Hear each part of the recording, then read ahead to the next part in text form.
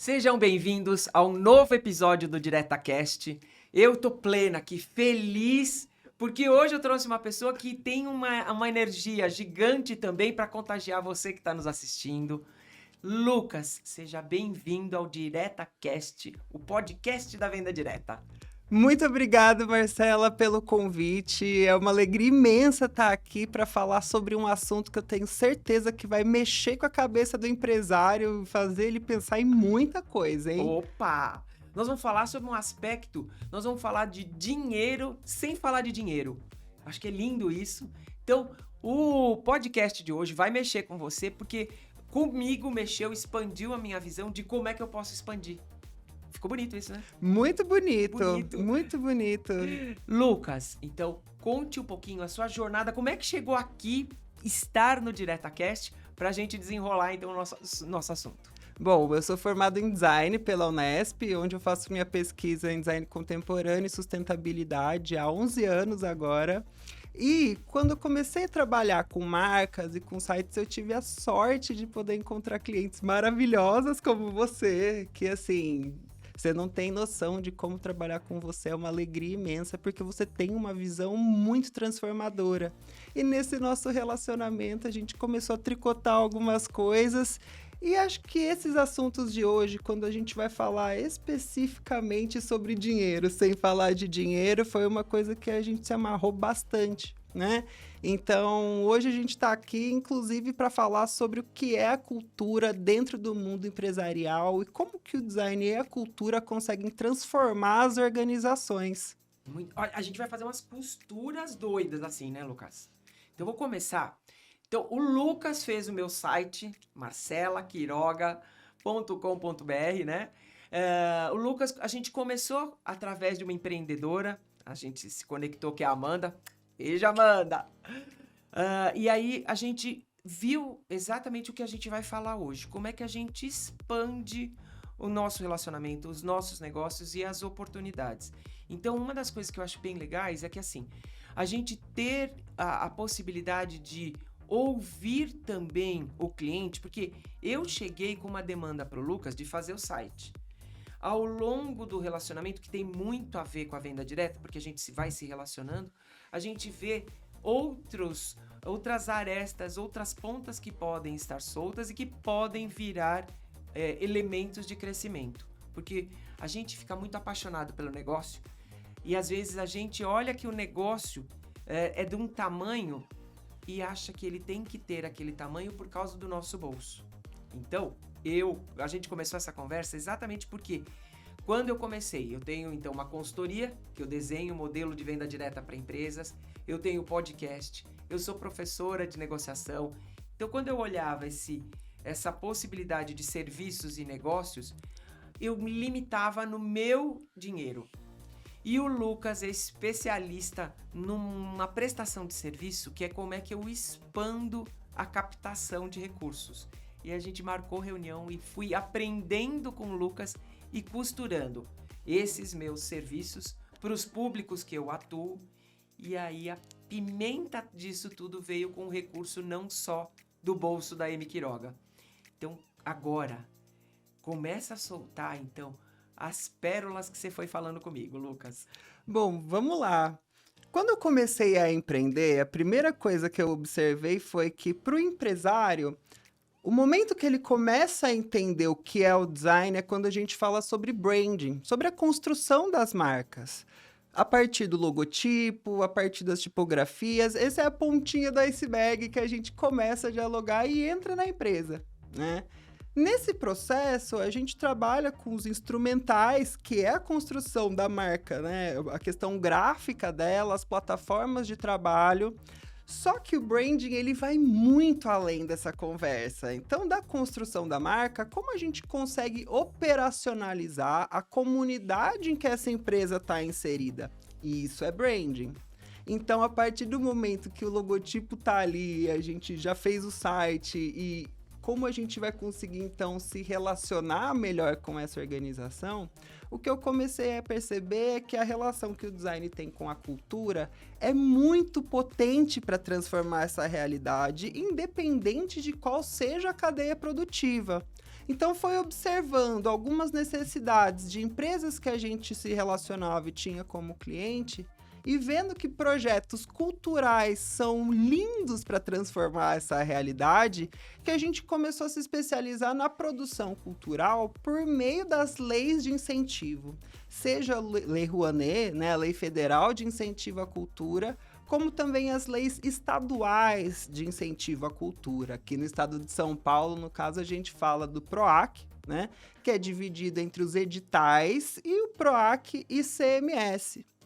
A hora que eu entendi que as empresas poderiam, ao invés de aportar um recurso novo saindo da carteira para a construção desse tipo de projeto e usar os impostos que elas estão recolhendo já, né, o dinheiro que já existe no exercício fiscal para investir diretamente nessa comunidade, eu acho que esse é o momento que todo mundo explode a cabeça, assim, porque a gente não está falando sobre um recurso novo. Ó, você já tem esse dinheiro.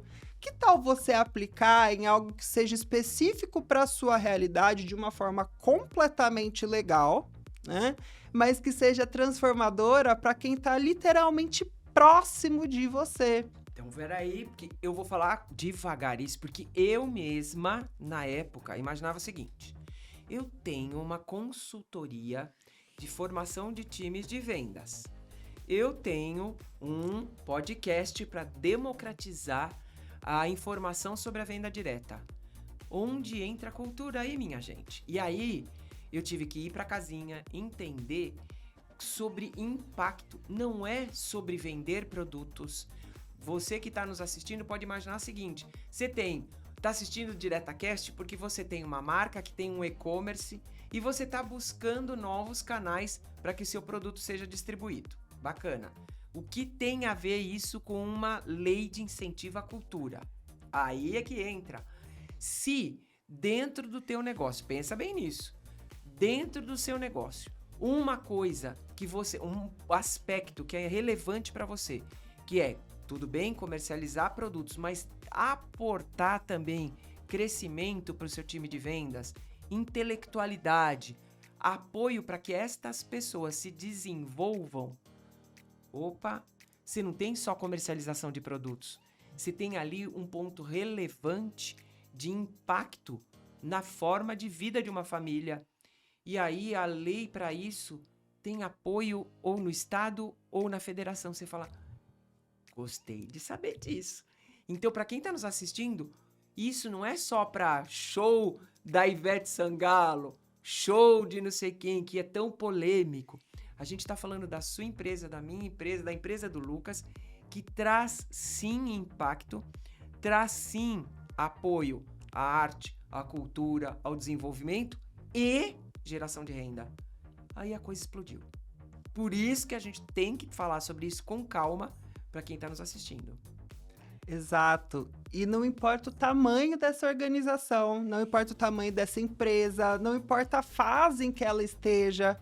Quando a gente está falando sobre comunicação, a comunicação muitas vezes ela pode ser percebida como atuação na rede social somente, como investimento em marketing, em grandes ferramentas. E a comunicação, na verdade, é isso que a gente está fazendo, que é um bate-papo entre nós, mas com todo mundo que está dentro do sistema dessa empresa, né? Então, se você recolhe imposto, seja lá qual for, pode ser o seu ICMS, pode ser o seu ISS, isso já pode ser revertido diretamente para projetos que transformam realidades de pessoas como nós, né? Então, você falando uma coisa maravilhosa, que é esse preconceito que é pré-estabelecido sobre as leis, como a Lei Rouanet, por exemplo, que o Estado vai bancar um show de 1 milhão da Ivete Sangalo. Ele pode estar aí para isso também, mas a grande questão é que hoje, quem são os beneficiários dessas leis de incentivo são organizações desde o MEI até artistas independentes que estão começando. Só que a gente fala artista, é só música que está dentro dessa conversa?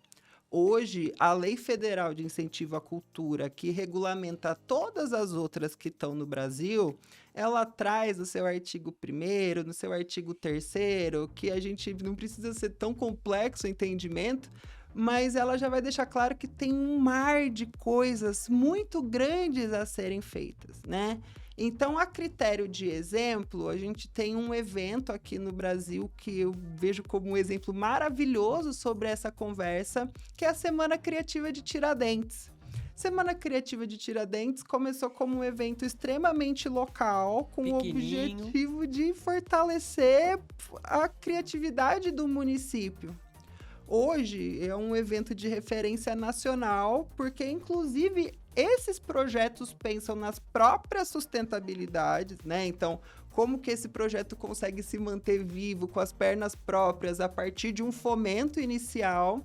Mas só para a gente estabelecer uma relação de como que o branding, a comunidade está implícita nisso, a gente tem, por exemplo, a Sherwin-Williams, que é uma fabricante de tinta muito significativa aqui, né, no nosso país, que compete diretamente com outras, que enquanto outras vão se posicionar só por preço, o que a Sherwin-Williams fez? Vou patrocinar, ser um dos patrocinadores da Semana Criativa de Tiradentes, onde a gente vai produzir aí uma paleta de cores inspirada numa das maiores arquitetas e incentivadoras do artesanato brasileiro, que foi a Janete Costa, e essa paleta de cores vai estar estampada no evento inteiro.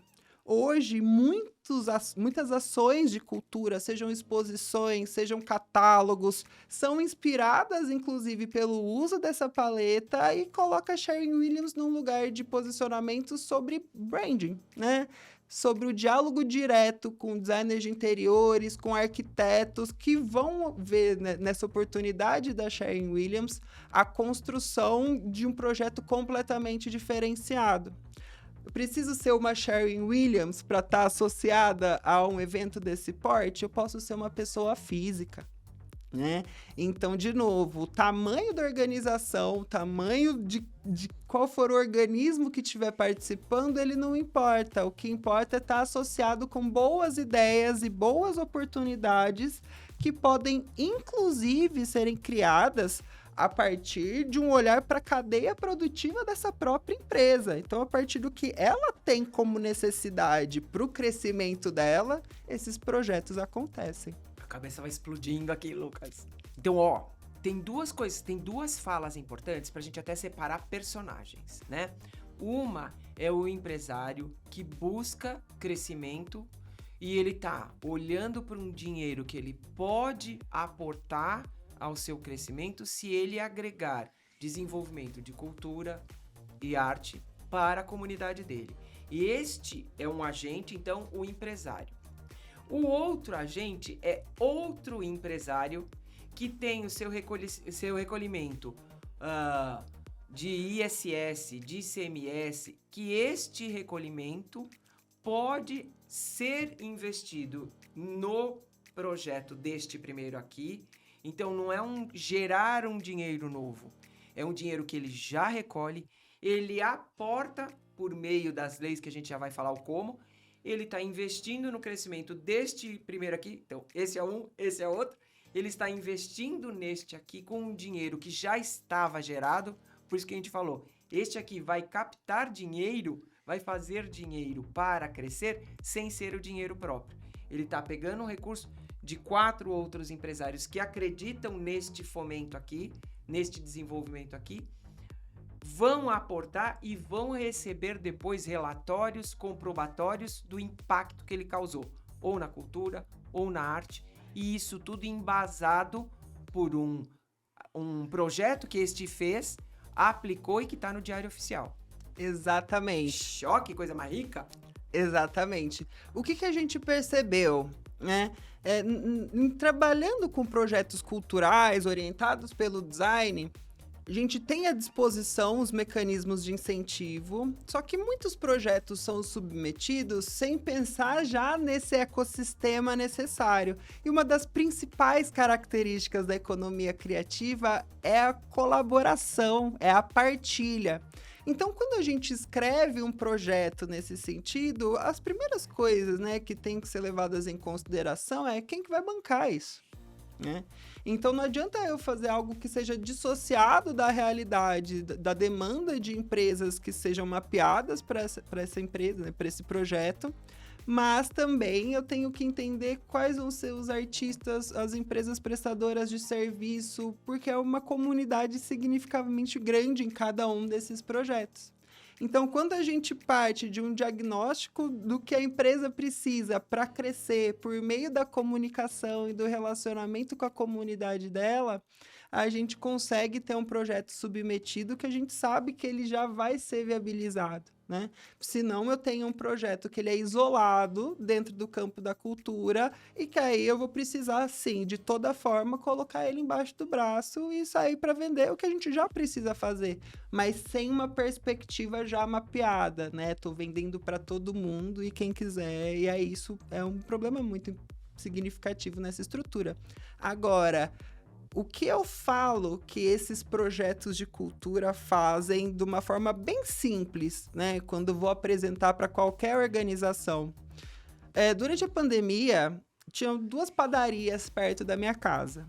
Uma padaria Estrela do Sumaré, outra padaria Flor do Sumaré, né? Esses nomes.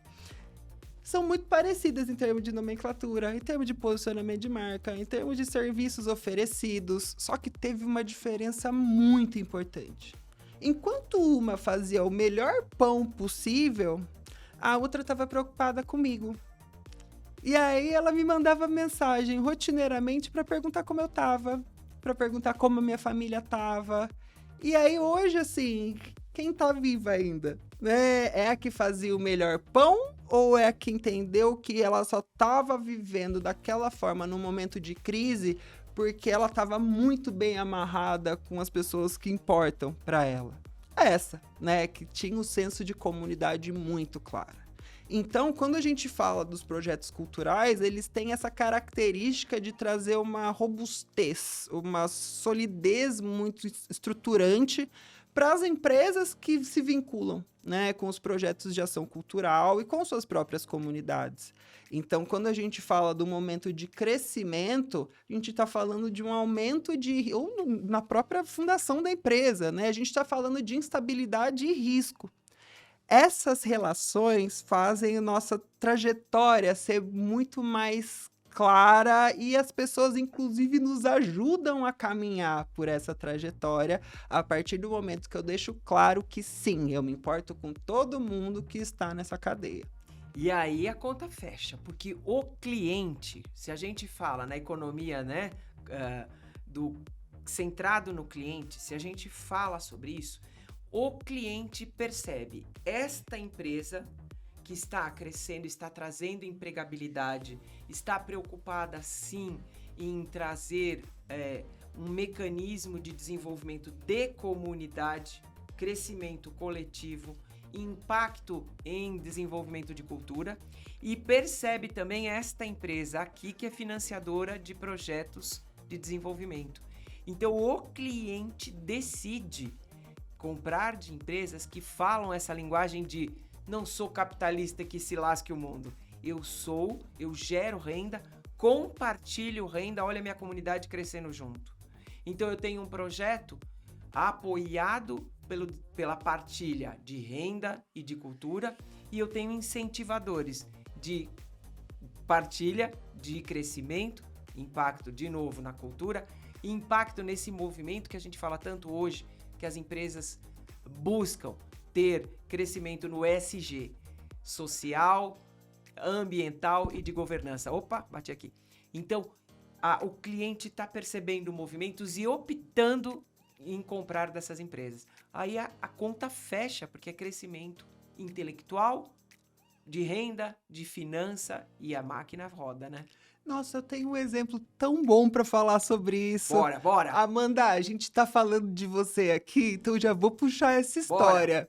No campo do e-commerce, quando a gente cria qualquer plataforma, o momento de lançar, né, de colocar essa plataforma no ar, é um momento de super tensão, porque a gente quer que tudo funcione, que os testes que a gente já fez, né, realmente sejam apresentados. Expectativa e realidade. Nossa senhora, assim, ó, a tensão vai no ar.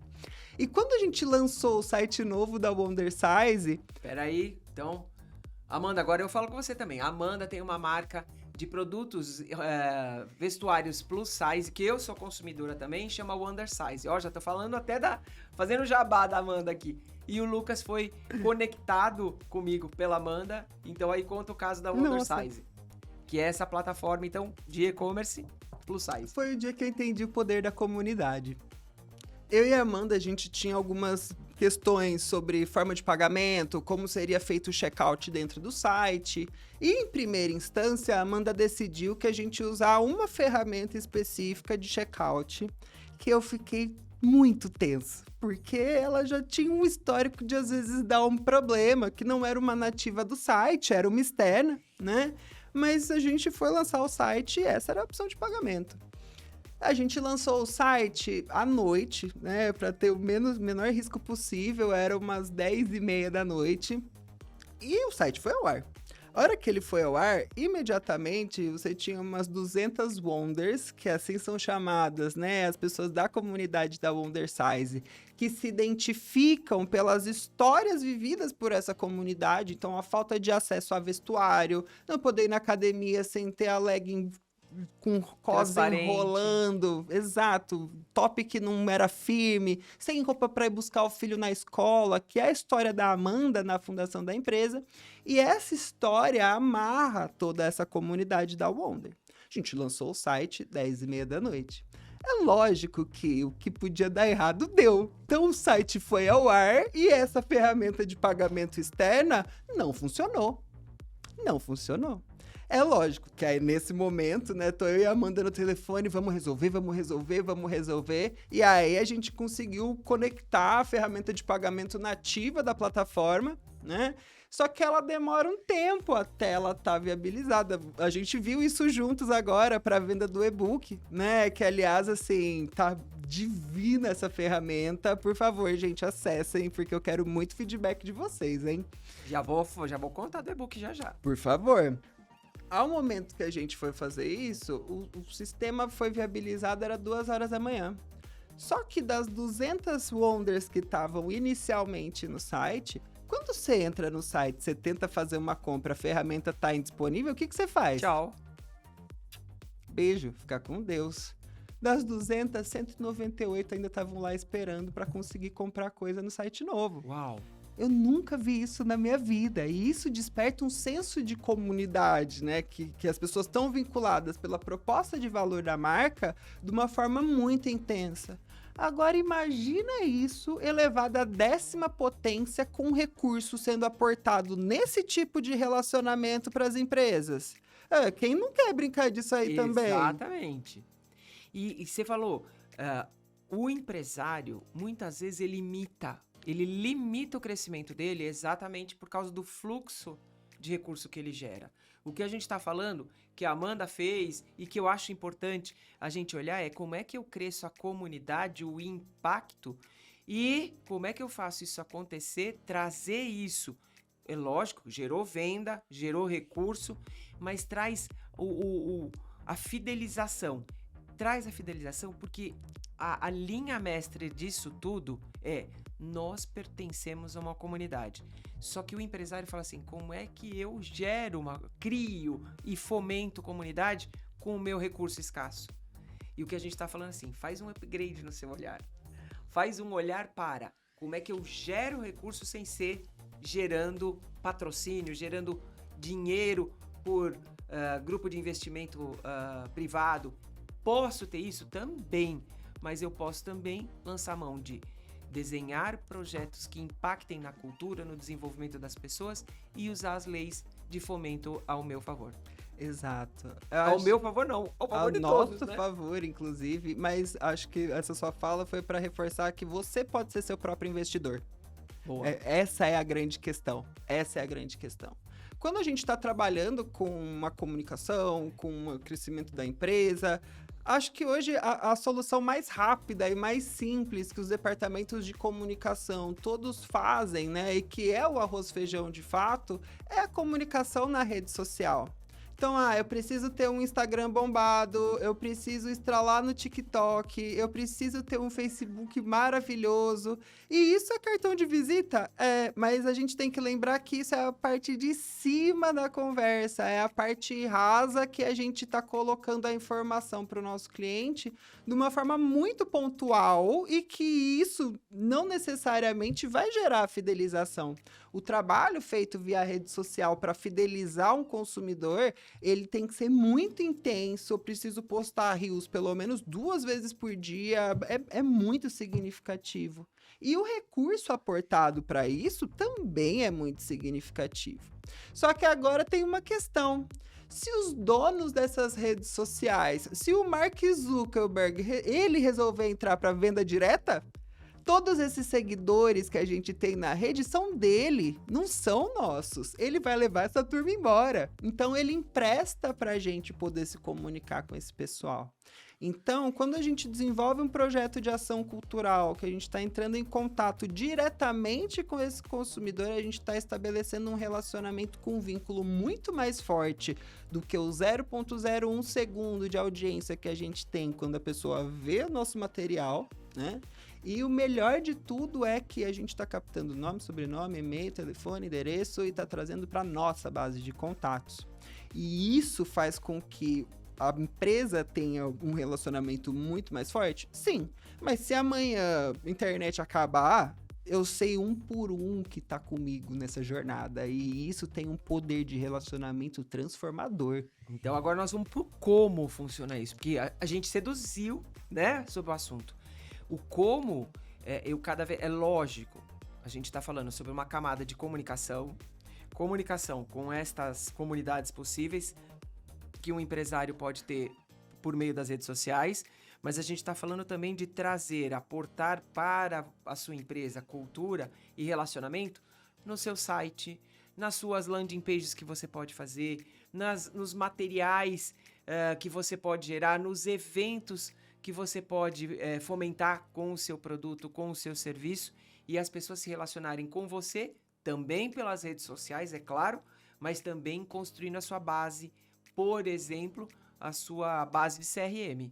E aí a conta fica volumosa, porque as pessoas você vai ter formas de contactar elas por e-mail, por WhatsApp, por uma segmentação que você faça. Então agora vamos para como isso acontece e como também desenhar um projeto que ele fique em pé, seja aprovado e você tem uns caminhos então depois de falar com empresários e eles aportarem no teu projeto. Agora, momento como, Lucas? Vocês entenderam que a gente está construindo autoridade aqui de formas muito possíveis e variadas, não dependendo de uma competição gigantesca num universo que tem muita gente falando sobre assuntos similares? Como isso funciona? Bom, vamos lá. Primeira coisa que a gente faz quando a gente dialoga com uma empresa que tem um interesse em patrocinar, tem interesse em se vincular com a ação cultural, é fazer um diagnóstico de como que a cultura pode beneficiar essa organização. Eu citei o exemplo da Sherwin-Williams investindo em artesanato porque ela está dialogando diretamente com quem vai vender o produto dela, que são designers de interiores, são arquitetos e tudo mais. Então essa é uma relação óbvia, faço tintas, estou patrocinando um evento que vai ter muitas dessas pessoas para me conectar então com quem vai distribuir o meu produto, né? Agora, um exemplo que eu acho muito legal citar é um exemplo que a gente fez com a Bem Bolado no meio da pandemia. E aí vale citar esse número de 200 mil tabacarias sendo abertas na grande região metropolitana de São Paulo. O que é Bem Bolado? Conta. Bem Bolado é uma empresa brasileira que trabalha fabricando seda, papel para enrolar cigarro, e que no meio da pandemia viu essas tabacarias serem abertas, mas uma dificuldade para dominar o espaço delas, que estava sendo substituído pela turma do narguile, né? Então, quando a gente entende como é a vida em várias regiões periféricas aqui do município, especialmente assim na Zona Leste, em São Miguel Paulista, você tem uma tabacaria sendo um ponto de referência cultural dessa região. Então, você chega lá, você tem um som, você tem alguém produzindo música, você tem uma festa acontecendo, e muitas vezes é um dos únicos espaços que oferecem lazer e cultura dentro dessas regiões. Então, entendendo esses espaços e esses empreendedores como uma ferramenta cultural muito significativa para essas regiões, a gente vendo também que o espaço de comercialização da seda bem bolado dentro desses espaços estava perdendo espaço, a primeira coisa que a gente pensou foi: como que eu consigo, então, relacionar esses novos empreendedores com esse fabricante e distribuidor? Uma das soluções que a gente teve foi a criação da Universidade do Bem, que é um projeto de transformação empreendedora e cultural para esses novos empreendedores. E aí, primeira questão foi a construção de uma ementa provisória, né? Qual seria o conteúdo programático dessa universidade, para poder modelar dentro de uma planilha associada diretamente aos formatos que as legislações nos requerem. E aí você tem rubricas específicas para algumas questões, então você tem quantos por cento, né? 10% vai para captação de recursos, 20% tem que ser claramente para comunicação, não necessariamente redes sociais, né? Vale reforçar, mas para garantir que tenha público, e a questão estrutural. Então, a gente pensando em pré-produção, produção e execução, conseguiu distribuir isso num formato em que a Bem Bolado poderia ser patrocinadora direta dessa universidade, por meio do recolhimento de ICMS no estado de São Paulo, porque ela está baseada aqui na cidade de São Paulo. Então, o que ela pode fazer sobre isso é: o recolhimento integral do ICMS da empresa pode ser aportado dentro de um projeto. Então, ela pega o dinheiro de imposto dela, ao invés dela pagar a guia de recolhimento do imposto, ela gera um boleto pela Secretaria da Fazenda, e aí isso é aportado diretamente na conta bancária do projeto, tá? Isso vale ressaltar, porque a gente precisa ter uma transparência muito forte na construção. Então, quando a gente fala de meio ambiente, sociedade e governança, os 3 pontos precisam ser previstos. E uma das questões que também é interessante a gente prever, que eu mencionei, é como que esse projeto consegue bater perna sozinho para o futuro. Então, como que essa própria ferramenta consegue capitalizar para que ela aconteça várias edições sem necessariamente depender do mecanismo, mas que para a expansão das atividades ele segue importante como uma solução para o crescimento desse projeto orientado por uma empresa. Então você vê que começa a ganhar vida o investimento que a empresa fez lá no começo. Ela fez o investimento, o projeto se solidificou e hoje ele tem um crescimento exponencial, porque na própria estrutura do projeto ele prevê a questão da sustentabilidade. Geralmente, quando a gente faz uma primeira proposta, né, o PROAC ele tem um teto para novos projetos que até então, naquele momento, estava em 200 mil. Só que se eu vou fazer a segunda submissão desse projeto, eu já estou falando de um planejamento plurianual desse projeto, e aí ele tem um teto de captação naquele momento também de 2 milhões. A diferença do que existe entre o PROAC e a Rouanet é que a Rouanet entende, então, alguns projetos especiais, e a primeira proposta de um projeto como uma exposição de artesanato já pode ir para um teto de 4 milhões, tem projeto de 6 milhões. E aí a gente está falando de modelos de captação que precisam estar ligados ao recurso, né? Então, se eu tenho um projeto de 200 mil, uma empresa que paga 10% de ICMS, faturando 2 milhões, ela pode patrocinar integralmente. Então, olha só, temos de novo esse empresário aqui e esse empresário aqui. Vamos falar desse aqui. Esse aqui é um empresário, vou trazer para o universo da venda direta. Eu posso ter um empresário aqui que ele tem o seu e-commerce, que ele vende produtos, por exemplo, né? ele vende produtos à base de uva no sul, produz cosméticos à base de uva. Eu já até sei que empresa que faz isso. Ela tem, então, produtos cosméticos com base de resveratrol, tem um impacto super bacana na hidratação da pele, pele, cabelo e tudo mais, mas ela tem uma limitação de crescimento porque o bolso dela tem limite. Então, ela vai desenvolver um projeto onde ela sabe que, isso aqui é uma situação bem real. Ela sabe que ela pode trazer, além do e-commerce e os produtos dela, ela trazer, por exemplo, um canal da venda direta e ela vai trazer impacto para várias revendedoras. Mas ela não tem capital para isso.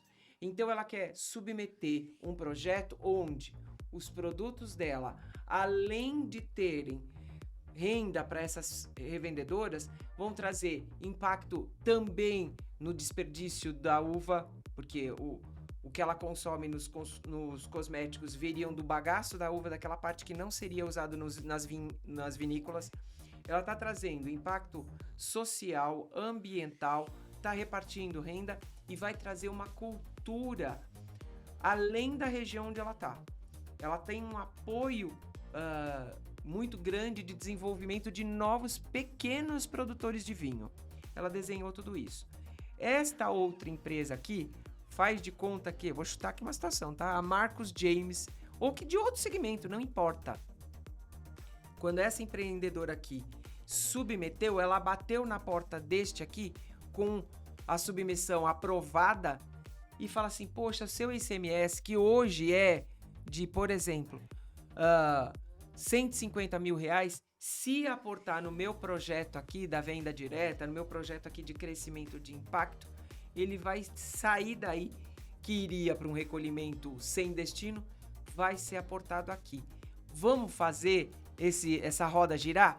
Esse empresário, outro, acreditaram, aportaram e essa empresa fez o seu canal de venda crescer, o impacto das vinícolas, o impacto do desperdício da uva, virou um projetão que ela não conseguiria fazer sozinha, não conseguiria impactar, mas com esses outros, as minhas metáforas aqui, com o apoio desses outros, tudo isso ficou viável. Fica lindo, não fica? Fica muito lindo. E assim, hoje você tem algumas empresas, inclusive, que trabalham fazendo essas conexões. Então, existem empresas no Brasil que trabalham com gestão de patrimônio fiscal, ou seja, toda empresa que recolhe imposto tem nesse imposto um patrimônio que pode ser dirigido para transformação social, pode ser dirigido para todos os 17 objetivos de desenvolvimento. Vamos de novo. Os 17 Objetivos de Desenvolvimento Sustentável da ONU. Então, você tem indicadores de transformação social muito variados. Ao mesmo tempo que o que é cultura dentro das leis de incentivo, um programa de formação orientado pela economia criativa é completamente viável. Então, se eu quero transformar as empreendedoras independentes da venda direta, fazendo com que elas alcancem por si a sustentabilidade nos seus negócios, nessa conexão entre essas duas organizações. Vem em nós. Lindamente, lindamente. Porque a gente pode construir um programa de formação orientado pelo que é a demanda dessas empreendedoras, sempre elas em primeiro lugar para falar o que elas precisam. Mas se eu vou fazer uma formação em vitrinismo, se eu vou fazer uma formação em redes fotografia, se eu vou fazer uma produção de vídeo com celular, tudo isso está dentro do contexto da cultura e da economia criativa. Então, se eu juntar pessoas que são referência em cada um desses campos e trazer para a realidade dessas empresas, são projetos completamente viáveis e que hoje a submissão desses projetos e a aprovação deles está acontecendo em um tempo recorde, com uma avaliação bem criteriosa, mas um tempo recorde, porque muitas dessas empresas querem participar. Uma questão que eu acho que é uma inovação, né, num processo de construção desses é construir literalmente qual é a associação que essa empresa vai ter, qual é o benefício que essa empresa vai ter ao estar vinculada a um projeto. Porque você tem muitas vezes uma percepção assistencialista. Perfeito. Vou trabalhar a ferramenta, a ação tal, porque ela cuida de algo, mas está distante da minha realidade. Não, eu quero trazer isso para a tua cadeia produtiva. Como que você, enquanto patrocinador, vai usar isso como um instrumento para escalonar a tua empresa? Seja você o patrocinador, né? Falei, pessoa física, um MEI, um ME, até uma empresa internacional que tem alguma sede no Brasil e recolhe imposto aqui. Então, eu não estou determinando isso ao tamanho da organização. Não preciso ser uma indústria gigantesca para usar esses recursos para minha constelação. Eu posso ser qualquer indivíduo que esteja relacionado e até a empreendedora da venda direta. Se ela tem o CNPJ aberto, pode contribuir com isso e o nome dela, o logotipo dela vai ser inserido de acordo com a cota necessária. Ela pode ser MEI? Ela pode ser MEI, lógico. Tenho bastante consultora revendedora da venda direta que é MEI. E exato. E muitas pessoas, inclusive, não lembram que essa turma toda pode estar dentro dessa constelação. Ah, eu vou me dirigir para falar só com uma empresa gigantesca. Legal, você vai ter... Primeira questão, né? Você vai ter um fornecedor. É o fornecedor do patrocínio, mas você vai ter um fornecedor. Se com esse um fornecedor ele vira as costas e vai embora, Acabou o teu projeto. acabou o projeto. Hoje tem um olhar muito carinhoso para indivíduos que colaboram com as organizações sociais para a manutenção dessas organizações. Então, eu sou voluntário no CREM, que é o Centro de Recuperação e Educação Nutricional, que trabalha com subnutrição e obesidade em São Paulo, inclusive com um capítulo hoje no Alagoas, há 30 anos. E uma das principais formas de manutenção da organização para ação social direta é via indivíduos pegando imposto de compra no supermercado, de recolhimento, né, do CNPJ, do CPF na nota, nesse caso. Então, quando a gente coloca o CPF na nota, especialmente aqui no município, você consegue, pela Secretaria da Fazenda, já vincular ele diretamente a um projeto. Então, toda vez que eu vou no supermercado e eu coloco, né, meu CPF na nota, em vários, no Pão de Açúcar, me fugiu o nome agora. Carrefour também. Aquele que é chique, que tem na Rebouças, o Saint Marché. Saint Marché, você chega lá, em todas as vezes que eu falei, você tem o adesivo do CREM já. E aí você sabe que ou não colocando, ele vai pegar a nota e vai destinar ali para o projeto, mas mesmo se eu colocar agora, ele também aporta diretamente no projeto. Então, você está pulverizando a captação de recursos como a gente pulveriza investimento. Então, nunca coloque os ovos numa cesta só, coloque em várias cestas. Tudo isso aí acontece. Lucas, você fala rápido. Quem está nos assistindo já foi para um outro caminho, né? Do pequeno. Então, olha, vou voltar aqui à metáfora. O empreendedor aqui tem a sua marca, está querendo crescer.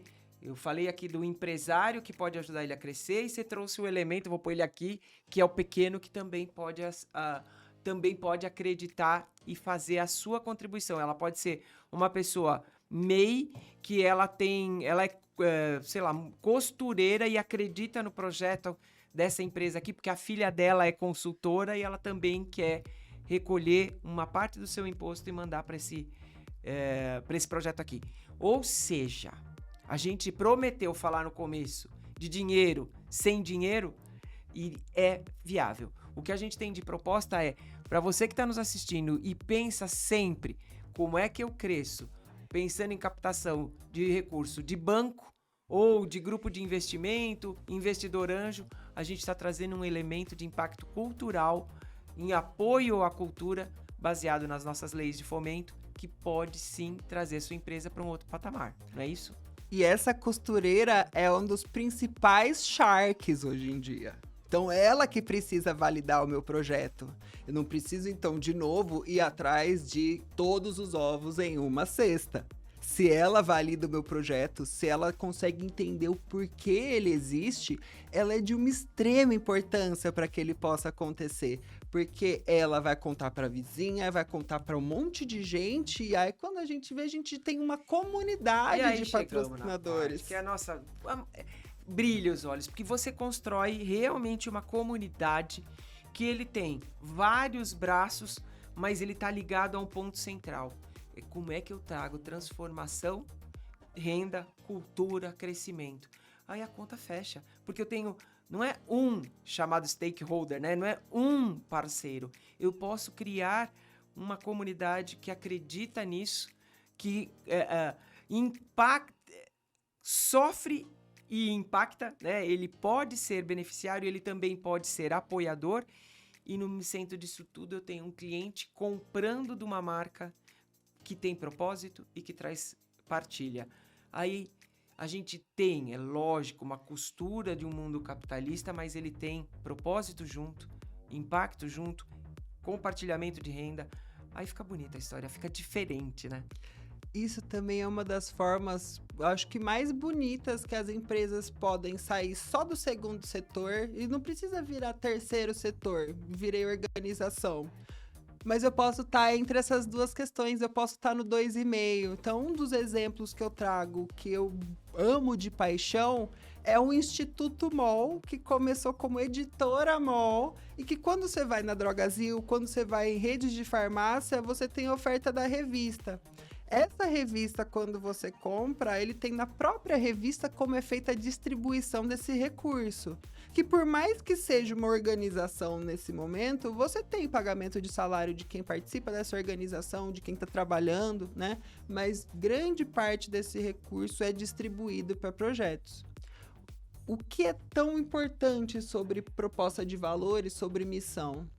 A comunidade, quando a gente está falando da costureira, de outras empresas, né, e realidades afins nesse momento, elas não vão ficar esperando o patrocínio chegar para elas fazerem coisa tal e coisa tal. A necessidade está aí, a necessidade é urgente. Então você vê empreendimentos começando sem recurso algum, mas já com não é nem potencial, já com uma realidade de transformação muito significativa. Boa. E aí, muitas vezes, depois que ele já tá andando com as próprias pernas, que a empresa quer chegar lá e patrocinar, porque ela sabe que ela vai escalonar isso de alguma forma. Isso é importante? É. Mas a atuação direta com essa comunidade para a identificação dessas questões antes mesmo do projeto começar é mega importante. Então, por isso que o diagnóstico na cadeia produtiva precisa ser feito. Muitas vezes, esse diagnóstico na cadeia produtiva, eu estou falando dessa maneira, então parece que é uma coisa mega distante e extremamente vinculada à questão comercial ou industrial na produção. Só que se eu pegar uma raiz da vida, o que é o diagnóstico da cadeia produtiva? Como está a cidade em que essa raiz está inserida? Como que estão as pessoas que trabalham dentro dessa raiz? Como está o processo de educação dos filhos dos funcionários dessa raiz? Então, a Raizen tem, né, uma fundação que trabalha via educação para transformação e potencialização das famílias que trabalham na Raizen. Então, isso é um diagnóstico da cadeia produtiva. Eu tenho um monte de colaborador que trabalha comigo em que o município precisa de investimentos para situações tal e tal que estão diretamente associadas às necessidades humanas, e aí via esses instrumentos de legislação, e aí não falo só da cultura, a cultura é o nosso instrumento, mas você tem incentivo à ciência e tecnologia, você tem lei de incentivo ao esporte, são ferramentas para fazer essa conexão. A roda rodar. Exatamente. E aí sim você consegue, né, trabalhar o que a ABNT, Associação Brasileira de Normas Técnicas, vai instrumentalizar pela ESG. E, mais importante, os benefícios são muito consideráveis, especialmente se eu quero ter um selo de empresa B certificada. E o que isso vai me permitir? Da mesma forma que eu tenho para um produtor agrícola um Global Gap, para eu poder fazer comércio exterior.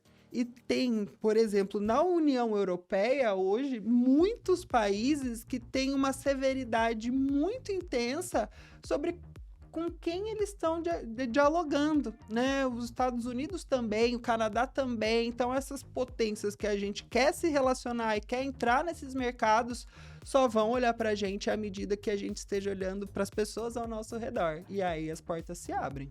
E aí essa empresa que fez o projeto, que teve a aporte dessa, que fez a comunidade, ela tem selos de apoio ao desenvolvimento.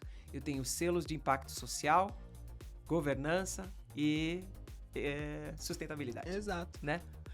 O que a gente tem pelas mãos é vamos olhar para esse assunto com uma busca cada vez mais de democratizar a informação, cada vez mais de buscar ter impacto, causar a geração de renda e da comunidade para que tenha pertencimento.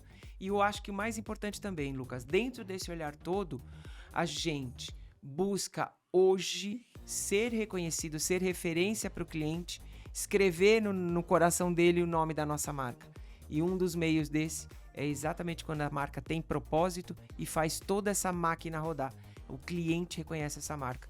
A sua marca pode ser, então, uma marca de destaque, porque ela tem essa visão. Eu vou fazer uma provocação para você que é um gestor, um empresário dessas grandes empresas da venda direta. Quanto que você investe hoje com treinamento para os empreendedores independentes que estão associados à sua marca? Eu acredito que é um número significativo. Você sabia que você pode fazer isso com o teu imposto? Isso é uma questão que eu queria trazer. Mas, ao mesmo tempo, você sabia que esse treinamento, que essa capacitação, não necessariamente ela precisa algemar esse empreendedor à tua marca? Você pode fazer com que ele fique por amor à tua marca, à medida que você promove a autonomia e emancipação dessas empreendedoras, para que assim elas tomem decisões claras do porquê que ela tem que trabalhar com você e porquê que ela te ama. Então, ao invés da gente trabalhar com ações muito pontuais para a questão da capacitação e formação, se a gente traz a cultura para o jogo, eu consigo mudar o funcionamento dessa máquina e fazer com que as empreendedoras, os empreendedores independentes da venda direta, porque hoje a gente tem uma relação de 60% mulheres, 40% homens, fiquem porque elas te amam. Porque você está investindo na emancipação e na independência delas e na conquista de direitos que são básicos e que todos nós precisamos ter o acesso fácil. Excelente. Venda direta impactando completamente na transformação do IDH, como a gente sempre fala, que é o Índice de Desenvolvimento Humano, no Índice de Crescimento Social e por aí vai. Lucas, essa conversa eu adoro, para mim ela abre uma visão de crescimento possível, porque eu vejo muita empresa que não consegue crescer e ela tinha coisas boas para dizer para o mercado, produtos bons, impacto bacana, mas ela para na questão financeira. Então a gente está fazendo um olhar ampliado para o dinheiro e eu acredito tanto nesse modelo de partilha por meio da venda direta que eu escrevi o e-book Domine a Arte da Venda Direta, compartilho com vocês o QR Code, o link está na descrição desse vídeo. Acredito que a conversa da venda direta ainda trará enormes impactos em pleno momento da inteligência artificial generativa. A gente está gerando isso por meio delas também, dados de crescimento de pessoas e de clientes. Então, Domine a Arte da Venda Direta, faz o download do e-book. A gente continua essa conversa em outro episódio do DiretaCast. E eu convido você também a deixar seus comentários, o que mais você quer saber a respeito, contactar o Lucas para também defender mais como é a execução disso. E peço para o Lucas, então, deixar os contatos para quem nos assistiu firmemente até agora. Conta lá. Bom, então se você pirou a cabeça, assim como a gente também pirou quando a gente estava discutindo sobre essa relação da cultura na venda direta, por favor, conte sempre com a LM Companhia e M Quiroga, porque a gente tá tramando tanta coisa legal pra vocês não têm noção. Então eu tô no Instagram, @LMEcompanhia, tudo junto, assim também é o TikTok, e no LinkedIn como Lucas Melara. Nosso site, lucasmelara.com, já tem a agenda te esperando para você selecionar o melhor horário e bater aquele tricô com a gente, não é mesmo? Perfeitamente. Site feito pelo Lucas Melara, perfeitamente, né? Gente, obrigada por estar conosco nesse episódio. Tem outros episódios no YouTube, no Spotify, nos outros agregadores de podcast. E a gente se vê em breve. Combinado? Valeu, beijo! Até mais, gente!